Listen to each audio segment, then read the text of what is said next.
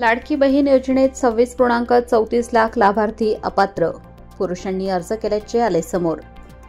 मुख्यमंत्री माझी लाडकी बहीण योजनेअंतर्गत पात्र ठरलेल्या सर्व अर्जांची ओळख पटवण्यासाठी महिला व बालविकास विभागाने शासनाच्या सर्व विभागांकडून माहिती मागवली होती।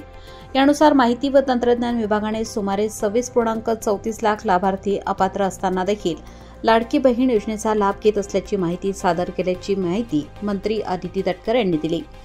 त्यांनी सांगितले की यात काही लाभार्थी एकापेक्षा जास्त योजनांचा लाभ घेत असल्याचे, काही कुटुंबांमध्ये 2 पेक्षा जास्त लाभार्थी असल्याचे, तर काही ठिकाणी पुरुषांनी अर्ज केल्याच्या बाबी निदर्शनास आल्या आहेत।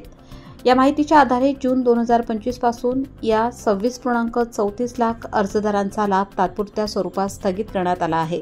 या व्यतिरिक्त पात्र असलेल्या सुमारे 2.25 कोटी पात्र लाडकी बहीण योजनेच्या लाभार्थ्यांना जून 2025 महिन्याचा सन्मान निधी वितरित करण्यात आला आहे।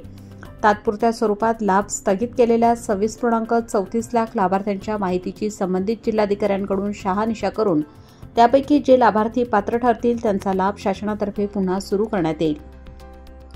शासनाची दिशाभूल करून चुकीच्या पद्धतीने लाभ घेणाऱ्या बनावट लाभार्थ्यांवर काय कारवाई करायची याबाबत माननीय मुख्यमंत्री देवेंद्र फडणवीस, उपमुख्यमंत्री एकनाथ शिंदे, उपमुख्यमंत्री अजितदादा पवार यांच्यासोबत चर्चा करून योग्य निर्णय शासन स्तरावर घेण्यात येईल।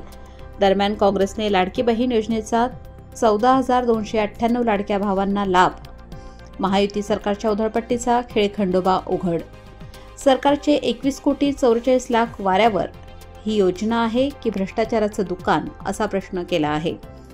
लोकमान्य न्यूजसाठी संचालक लक्ष्मीकांत शिंदे, नाशिक।